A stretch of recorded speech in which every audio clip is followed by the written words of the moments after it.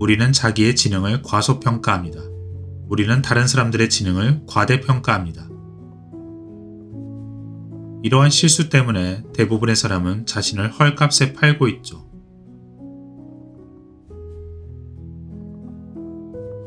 많은 사람들이 마음을 멍들게 하는 생각의 병으로 고통받고 있습니다. 그것은 소위 핑계병이라 불리는 질환이죠. 꽤 많은 사람들이 이 병을 앓고 있는데 그것도 대단한 중증입니다. 그리고 대다수의 평범한 사람들도 비록 가볍기는 하지만 이 증세를 보이고 있습니다. 이런 핑계병은 성공한 사람들과 그렇지 못한 사람들의 차이를 분명하게 보여줍니다. 성공한 사람일수록 핑계를 대지 않습니다. 하지만 아무런 계획도 목표도 없는 사람일수록 의뢰 자기 행동에 대해 수만 가지 이유가 있습니다. 갖지 못한 이유, 하지 않은 이유, 할 수 없는 이유, 그렇지 않은 이유를 열심히 갖다 붙입니다. 하지만 성공한 사람들은 핑계를 댈 수 있는 상황일지라도 절대로 핑계를 대지 않습니다.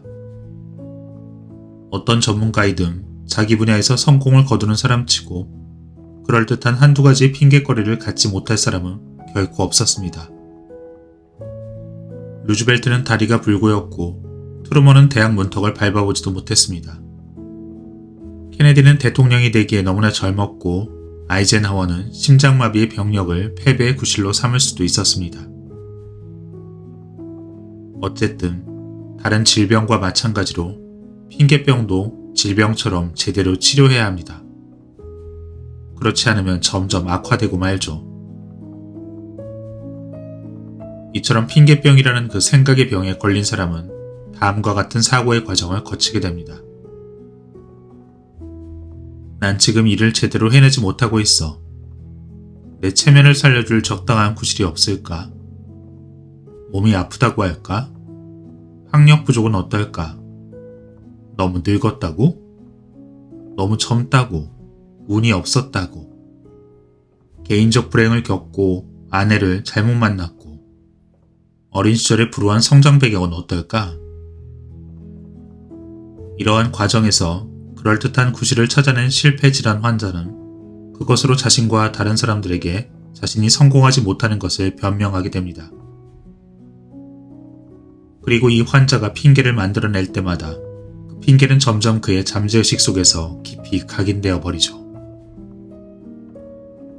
정말 큰 문제는 긍정적인 것이든 부정적인 것이든 생각은 끊임없는 반복을 통해 강화된다는 점입니다. 핑계병 환자도 처음엔 자신의 알리바이가 거짓이라는 사실을 어느 정도 알고 있습니다.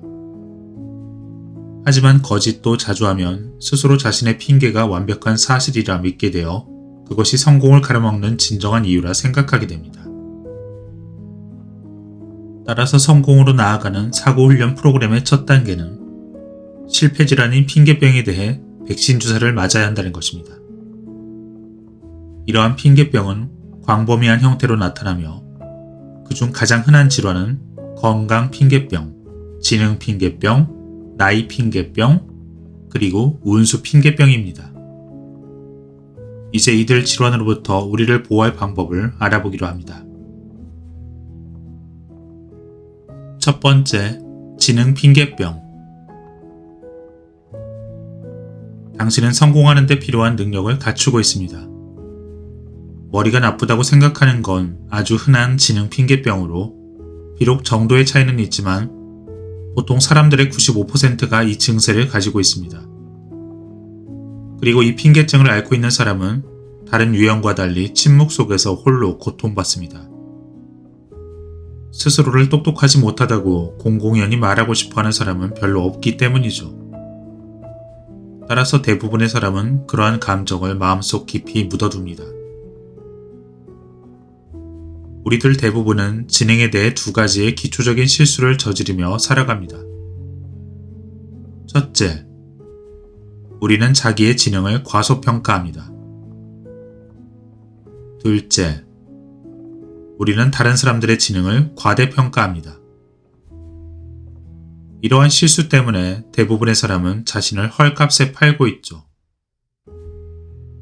그리고 그들은 단순히 머리가 좋아야 한다는 이유 때문에 특정한 상황에 과감히 도전하지 못합니다.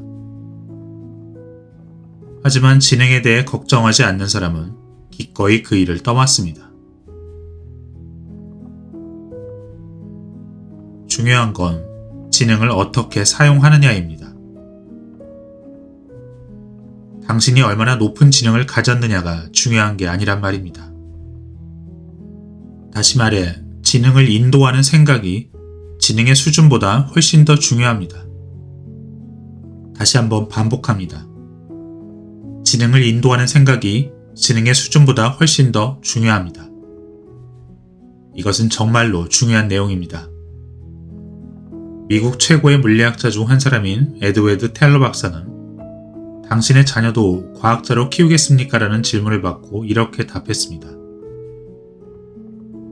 아이가 과학자가 되기 위해선 번개처럼 빨리 돌아가는 머리도 기적적인 기억력도 학교에서의 높은 점수도 필요치 않습니다. 중요한 건 아이가 과학에 대해 관심이 있느냐 하는 점뿐이죠. 실제로 IQ가 100밖에 안 되더라도 긍정적이고 낙관적이며 협조적인 마음가짐을 가진 사람이 IQ가 120이나 되지만 부정적이고 비협조적인 마음을 가진 사람보다 더 많은 돈을 벌고 더 많은 존경을 받으며 더 많은 성공을 이룰 수 있습니다. 끈기 있게 매달리는 자세야말로 지능, 심지어 천재적인 지성을 수반한 게으른 태도보다 훨씬 더 많은 이익을 가져다주는 것입니다. 결국 끈기는 능력의 95%를 차지합니다. 아무리 높은 지능이라 할지라도 부정적 생각의 인도를 받는다면 사회에 별다른 기여를 하지 못하고 아무런 일도 이루지 못할 것입니다. 하지만 그러한 지능이 생각만 바꾼다면 결국 위대한 일을 성취하게 되는 것이죠.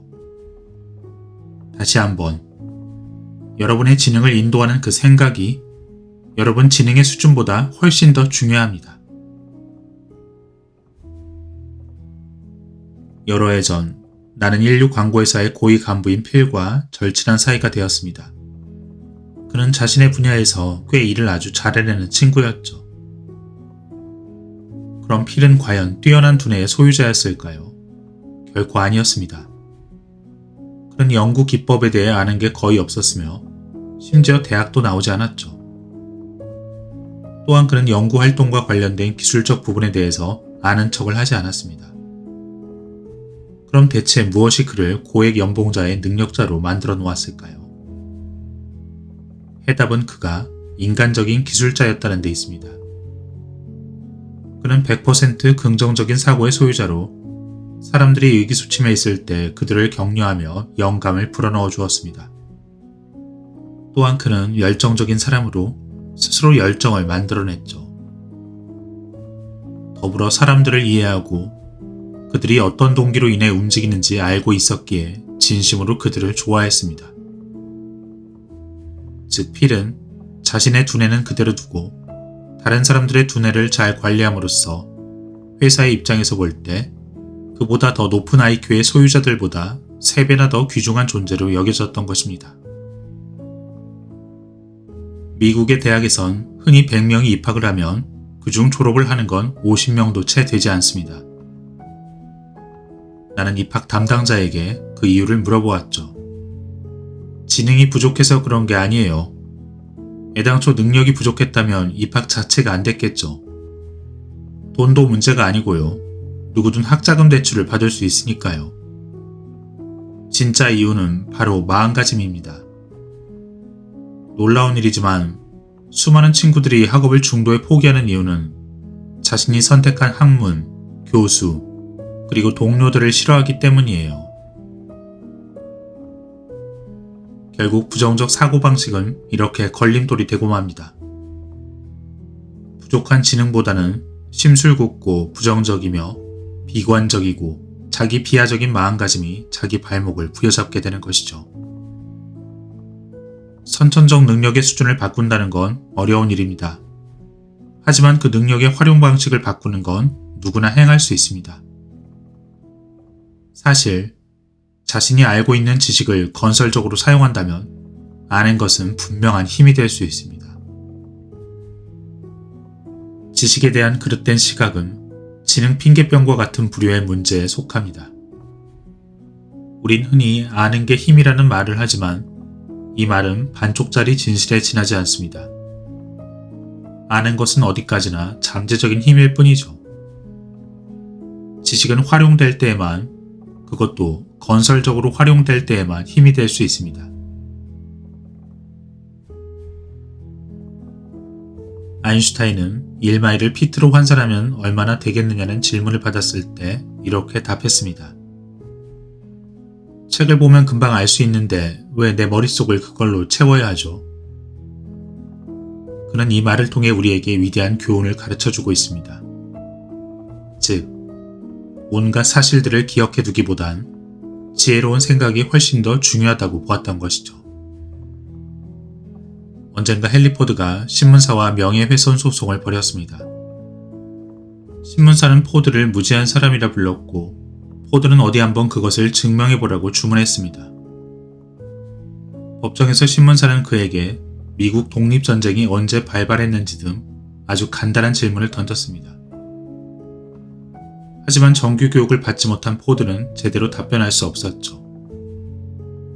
그리고 계속해서 그러한 질문이 이어지자 포드는 마침내 격분하며 이렇게 외쳤습니다.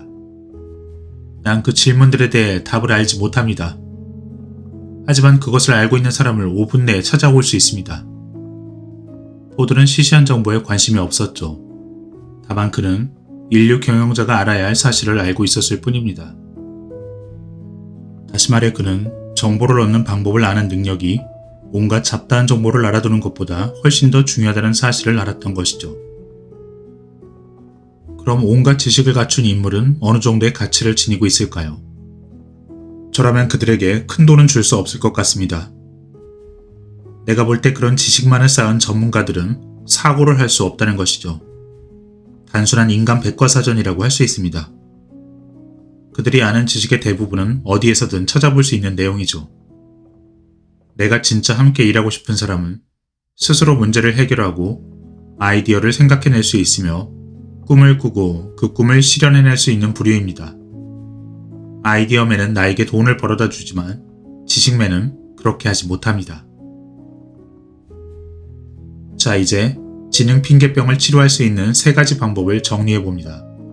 첫째, 자신의 지능을 과소평가하지 말고 타인의 지능을 과대평가하지 말라.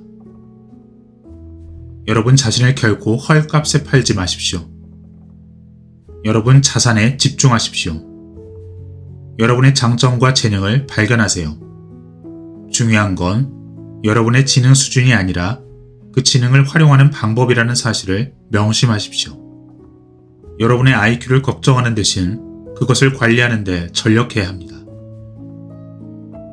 두 번째, 하루에도 수차례에 걸쳐 다음과 같은 사실을 상기하세요. 나의 지능보다 마음가짐이 훨씬 더 중요하다. 직장에서든 가정에서든 긍정적 마음가짐을 기르는 데 주력하세요. 할 수 없는 이유보다 할 수 있는 이유를 찾아보세요. 나는 승리한다는 마음 자세를 개발하세요. 당신의 지능을 창의적이고 긍정적으로 활용하세요.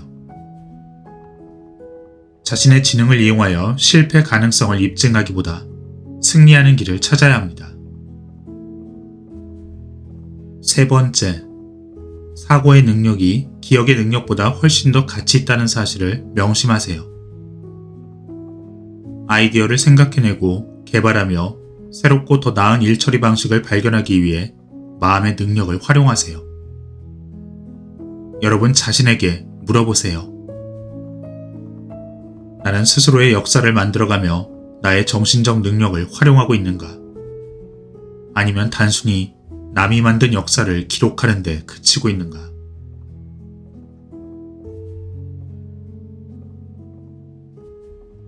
이제 두 번째 핑계 질환에 대해 살펴봅니다. 소용없어. 난 너무 늙었거든. 난 너무 젊어. 나이 핑계병.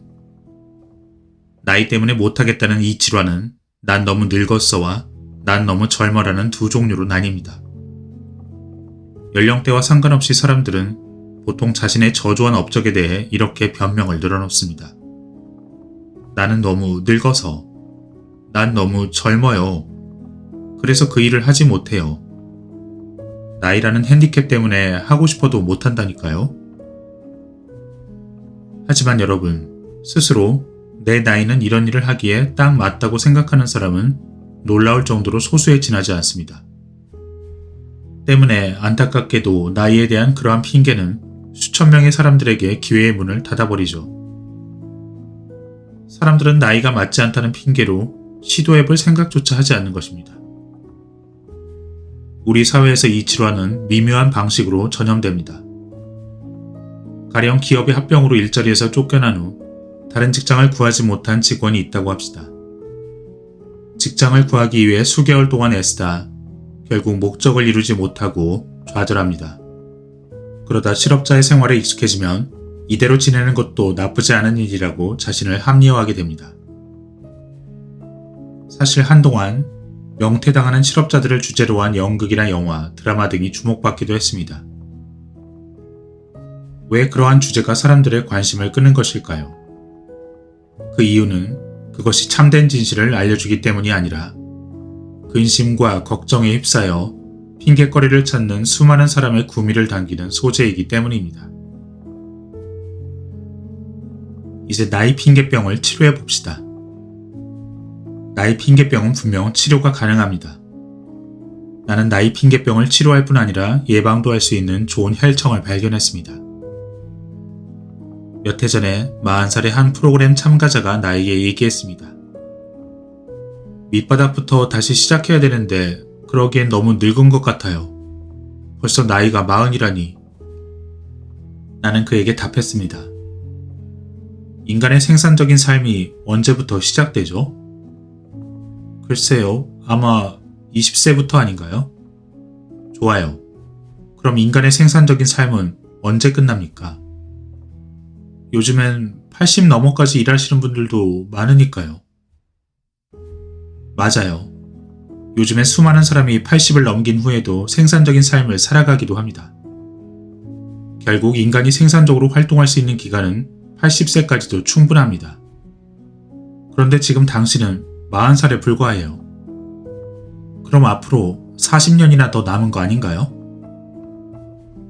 그분의 표정을 보니 내 말의 뜻을 이해하는 눈치였습니다. 그는 마침내 나이 핑계병을 고치게 된 것이죠. 자신에게 아직도 많은 기회가 남아있다는 것을 깨달았고, 난 이미 너무 늙었어라는 생각을 난 아직 젊어라는 생각으로 바꾸었습니다. 우린 기회의 문을 스스로 열어야 합니다. 나이가 축복이 되는지 장애가 되는지는 전적으로 마음가짐에 달린 문제입니다. 나이 핑계병을 고치면 지금까지 자기 생각으로 단단히 잠가놓았던 그 기회의 문이 활짝 열리게 됩니다. 친척 중 한 사람은 여러 가지 직업, 판매업, 사업체, 은행 두루 해보았지만 진짜 하고 싶은 일을 발견하지 못했습니다. 그러다 마침내 세상에서 가장 하고 싶은 일은 목사가 되는 것이라는 결론을 내렸죠. 하지만 그때 나이가 너무 많다는 사실을 발견했습니다. 45세, 3명의 자녀가 있고 돈도 별로 없는 상황이었죠. 하지만 다행스럽게도 그는 자신의 모든 장점을 생각하며 이렇게 결심했습니다. 나이에 상관없이 난 목사가 되고 말 거야. 이렇게 말이죠. 그는 순전히 믿음 하나로 위스콘신에 있는 5년제 목사 연수 프로그램에 등록하였습니다. 그리고 정말로 5년 후 목사가 되고 교회로 부임해 갔죠. 나이가 많다고요? 절대 그렇지 않습니다. 그에겐 아직도 몇십 년이라는 생산적인 활동 시간이 남아있는 거려. 얼마 전 그를 만났는데 그는 이렇게 말했습니다. 45살 때 아마 그런 결정을 하지 않았다면 난 남은 생애 동안 계속 우울하게 살아가고 있었을 거야. 지금은 모든 면에서 몇십 년 전으로 되돌아간 것처럼 젊은 기분으로 살아가고 있지. 그리고 과장이 아니라 실제로 그는 20대의 풍모를 지니고 있습니다. 나이 핑계병을 고치면 젊은이다운 기분과 낙천성을 얻습니다. 나이의 한계에 대한 두려움을 내버릴 때 성공뿐 아니라 젊음도 얻을 수 있습니다. 대학 동창인 빌은 나이 핑계병의 치료법에 대한 흥미로운 사례를 보여주었습니다. 빌은 20대에 하버드를 졸업하고 24년 동안 주식 중개업을 하고 큰 돈을 모았습니다. 그리고는 대학 교수가 되겠다는 결심을 했죠. 그때 친구들은 그 나이에 힘든 공부를 다시 시작한다는 건 무리라고 했습니다. 하지만 빌은 단호하게 자신의 결심을 실천에 옮겼고 51살에 새롭게 대학에 입학했습니다. 그리고는 55세에 학위를 따고 지금은 근사하고 자유스러운 어느 예술대학의 경제학과에서 학과장으로 활동하고 있습니다. 입가에 늘 행복한 미소가 떠나지 않는 그는 이렇게 말합니다. 내 전성긴 아직도 3분의 1이나 남아있어. 나이 핑계병은 실패병의 일종입니다. 그것이 당신의 발목을 붙잡지 못하게 하세요. 또 하나, 너무 어리다는 핑계. 난 너무 젊어의 나이 핑계증 역시 우리에게 큰 손해를 끼치고 있습니다. 1년 전 23살이 된 제리가 나를 찾아와 자신의 문제를 토로하였습니다. 군복무를 마치고 대학에 입학했음에도 가족을 먹여 살리기 위해 거대한 수송 저장 업체에서 영업사원으로 일했습니다. 공부도 일도 아주 열심히 해냈죠. 어느 날 근심스러운 표정으로 내게 말했습니다. 한 가지 문제가 있습니다, 박사님. 회사에서 저에게 영업 실장 자리를 제안하는데 8명의 영업사원을 총 감독해야 하는 자리라서요. 정말 축하하네. 좋은 소식이야. 그런데 뭐가 문제지? 사실 제가 감독해야 할 그 영업사원들은 저보다 나이가 훨씬 많거든요. 7살에서 21살이나 많습니다. 어떻게 해야 될지 모르겠습니다. 제가 그 일을 감당할 수 있을까요? 제리, 자네 회사의 영업부장은 자네가 그 일을 감당할 만큼 충분히 나이를 먹었다고 생각하는 게 분명해. 그렇지 않다면 애당초 그 일을 왜 맡기겠나? 3가지 사실만 명심해. 그럼 나머지 일은 잘 풀려나갈 거야. 첫째, 나이는 의식하지 마. 농장에선 소년이 어른이 하는 일을 감당할 수 있을 때 성인 남성으로 대우해주지. 그곳에선 전혀 나이를 따지지 않아. 이건 자네도 마찬가지고. 자네가 영업실장으로서의 직무를 감당할 수 있다는 걸 입증하면 자동으로 그만큼의 나이를 먹는 셈이 되는 거지. 둘째는 자네의 새로운 지위를 이용해서 부하 세일즈맨들에게 존경심을 표시하게나 그들에게 조언과 제안을 들려달라고 해보게. 그들이 팀의 주장을 위해서 일한다는 느낌이 들게 하란 말일세. 그렇게 하면 그들은 자네에게 반발하지 않고 협조해 줄 걸세. 세 번째는 자네보다 나이 많은 사람들에게 일을 시키는 걸 익숙해지게나. 어떤 분야에서든 리더는 자신보다 나이가 많은 사람들을 부리게 되어 있어. 그러니 그것에 익숙해져야지. 자네 스스로 나이를 핸디캡으로 만들지 않는 한 그건 전혀 장애가 될 수 없다는 사실을 명심해야 돼. 그는 지금까지 자신에게 주어진 일을 훌륭하게 잘 처리하고 있고 몇 년 안에 자신의 사업체를 설립할 계획을 세우고 있습니다. 젊음은 젊은이 스스로 부담스럽게 생각할 때만 장애가 될 뿐입니다. 우리는 흔히 특정 직업에 종사하려면 상당한 연륜과 한층 성숙한 이미지를 자아낼 수 있어야 한다 생각합니다. 하지만 나이와 능력은 서로 아무런 관련이 없습니다. 중요한 건 자신이 해당 업무에 대해 얼마나 잘 알고 있느냐 하는 것이죠. 나이를 이유로 한 핑계병을 치료하는 법 3가지 정리합니다. 첫째, 현재의 나이를 긍정적으로 바라보라. 난 이미 늙었어 대신 난 아직도 젊어 이렇게 생각하세요. 새로운 열정과 청춘의 기분을 되찾으세요. 두 번째, 생산적인 활동 기간이 얼마나 많이 남아있는지 계산해보세요. 과거처럼 육체적 노동에 의존하는 세상은 계속 바뀌고 있습니다. 정말로 다양한 창조성의 가능성들이 열리고 있죠. 그렇다면 늦게까지 일을 할 수 있는 나이는 점점 늘어날 것입니다. 명심하세요. 인생은 대부분 사람들이 생각하는 것보다 훨씬 깁니다. 세 번째, 진정으로 하고 싶은 일을 행하는데 미래의 시간을 투자하세요. 부정적 생각으로 너무 늦었다 생각한다면 진짜 늦어버립니다. 몇 년 전에 시작했어야 했는데라고 생각하지 마세요. 대신 나는 지금 당장 시작할 거야. 인생 최고의 시절이 나를 기다리고 있어. 이렇게 생각하세요. 이제 세 번째, 건강 핑계병입니다. 건강이 좋지 않아요. 건강 핑계병은 단순히 기분이 좋지 않다에서부터 보다 구체적으로 이러이러한 건강상의 문제를 안고 있다는 것에 이르기까지 다양한 형태로 나타납니다. 수천 가지 형태로 나타나는 안 좋은 건강은 하고 싶은 일을 못하게 하거나 더 큰 책무를 떠맡지 못하게 하고 혹은 더 많은 돈을 벌어들이지 못하게 하거나 성공을 이루지 못하게 하는 핑계거리로 활용됩니다. 그리고 지금 이 순간에도 수백만의 사람들이 건강 핑계병으로 고통을 겪고 있습니다. 그렇다면 대부분의 경우 그것이 과연 실패에 합당한 사유가 될 수 있을까요?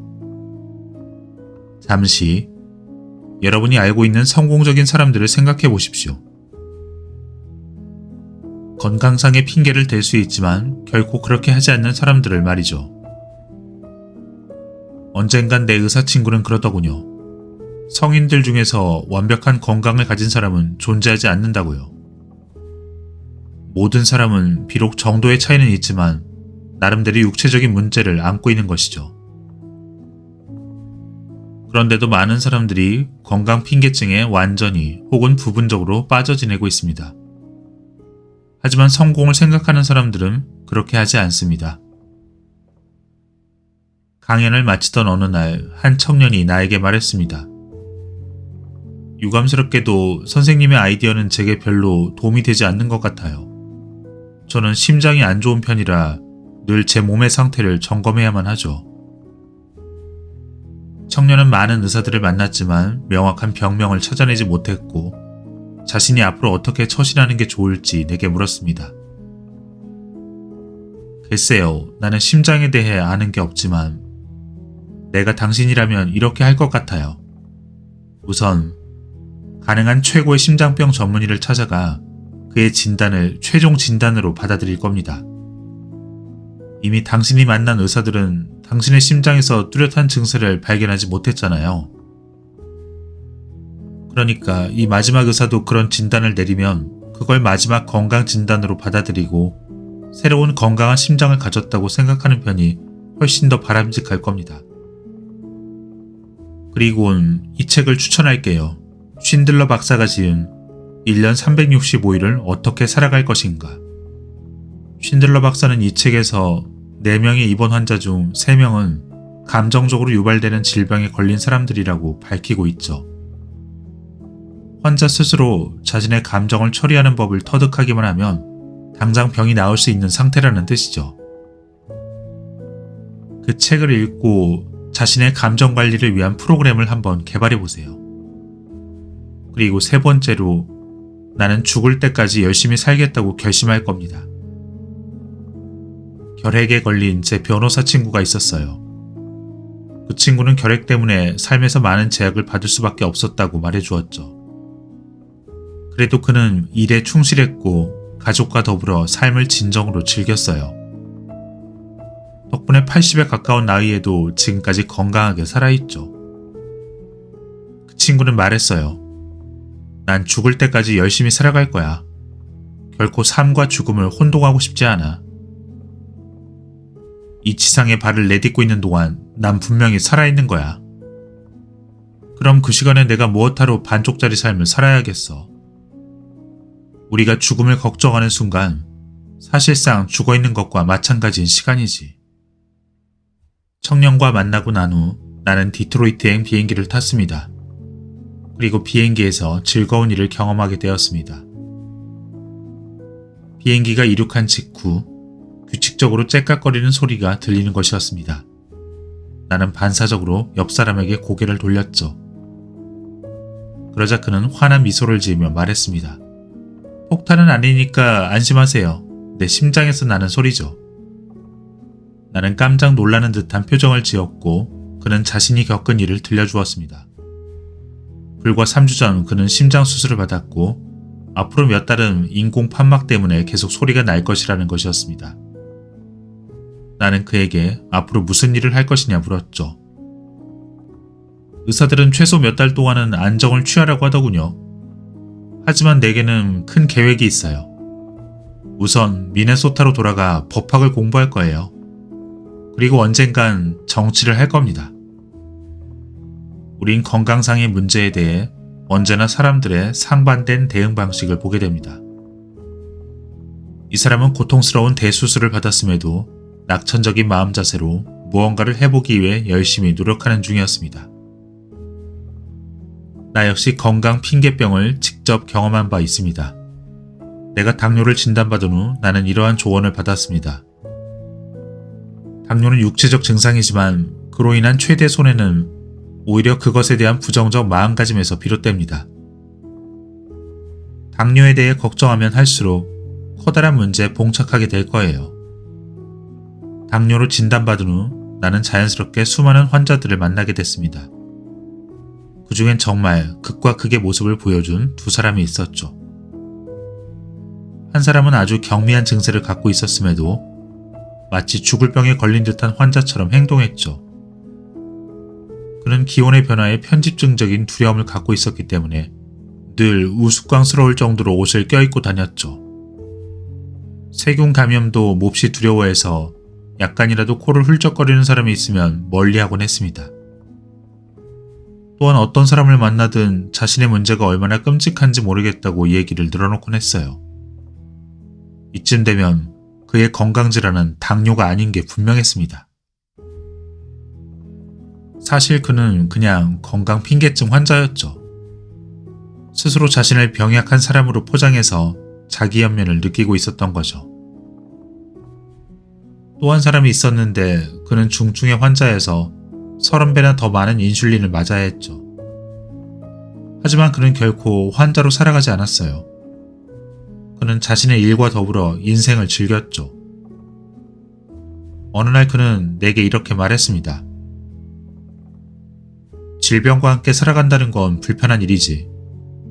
하지만 죽음을 면한 게 어디야?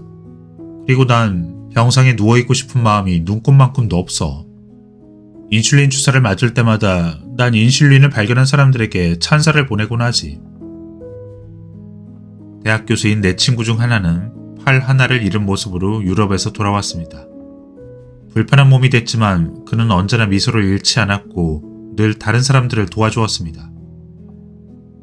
내가 아는 그 어떤 사람보다 낙천적인 성격의 소유자였죠. 어느 날 그는 이렇게 말했습니다. 겨우 팔 하나 잃은 건데 뭘 그래. 하긴 둘이 하나보다 낫긴 하지. 하지만 없어진 건 팔 하나에 불과해. 내 용기는 100% 완벽하게 보존되어 있거든. 난 진짜 그 점에 감사하고 있어.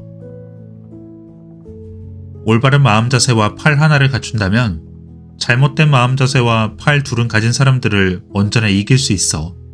난 그걸 체험으로 알고 있지.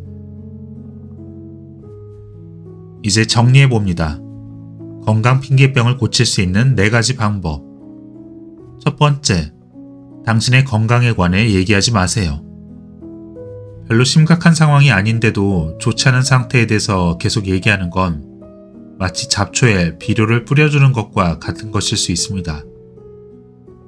특히 좋지 않은 컨디션에 대해 얘기하는 것 자체가 굉장한 악습관이죠. 그건 다른 사람들을 지겹게 만들어요. 긍정적이고 성공적인 사고방식을 지닌 사람은 자신의 좋지 않은 건강에 관해 얘기하고자 하는 성향을 스스로 억제할 줄 압니다. 물론 좋지 않은 건강에 관해 얘기하다 보면 약간의 동정을 얻을 수도 있지만 그게 만성적이라면 상대에게 존경과 의리를 얻어낼 수 없습니다. 하지만 큰 질환에 걸려서 사람들의 응원과 지지를 받는 경우는 다릅니다. 그럴 경우엔 오히려 좋은 에너지로 작용하기도 하죠. 두 번째, 여러분의 건강에 대해서 걱정하지 마세요. 아주 유명한 클리닉의 한 박사님이 최근 이런 글을 남겼습니다. 나는 항상 걱정병 환자들에게 좀 자제력을 발휘해달라고 부탁해요. 엑스레이를 8번을 찍어서 정상으로 나왔는데도 자신이 담낭 질환을 가지고 있다고 확신하는 사람도 있죠. 심장병을 걱정하는 수백 명의 사람들에겐 제발 심전도를 측정하지 말라고 부탁을 하곤 해요. 세 번째, 자신의 건강이 현재 상태를 유지하고 있는 것에 진실로 감사하세요. 현재의 건강 상태에 대해 감사하다 보면 새로운 통증과 고통, 질병에 대한 강력한 예방책이 될 수 있습니다. 마지막으로 묵혀 없애느니 써서 없애는 게 낫습니다. 인생을 즐기세요. 낭비하지 마세요. 스스로 병을 끌어안는 사고방식으로 인생을 포기하지 마세요. 네 번째 핑계병, 운수. 내 경우는 달라. 나는 불운을 끌어당겨. 모든 일에는 원인이 있습니다. 그리고 인간의 일도 이러한 원리에서 벗어날 수 없죠. 하지만 우린 거의 매일같이 자신의 문제를 불운 탓으로 돌리는 말을 듣게 됩니다. 동시에 누군가의 성공을 행운으로 돌리는 말도 매일 듣게 되죠. 사람들이 얼마나 쉽게 운수 핑계증에 걸리는 한 가지 사례를 통해 살펴봅니다. 최근에 3명의 젊은 간부들과 함께 점심을 먹은 적이 있습니다. 그날의 주요 화제는 동기생 중에서 먼저 높은 자리로 승진한 조지에 관한 것이었습니다. 조지는 대체 어떻게 해서 그 자리에 임명된 거지? 새 친구의 입에서는 운수와 인맥, 아첨, 심지어 조지의 부인이 그의 상사에게 아첨을 했다는 온갖 추측과 이유가 쏟아져 나왔습니다. 하지만 그 어디에도 진실은 단 한마디도 없었죠.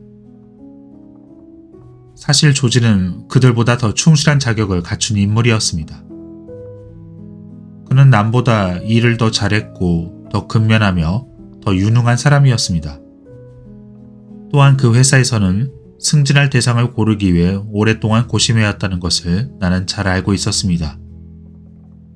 때문에 승진에서 탈락한 나머지 3명의 사원은 회사에선 제비뽑기식으로 인원을 선출하지 않는다는 사실을 깨달아야 하는 거죠.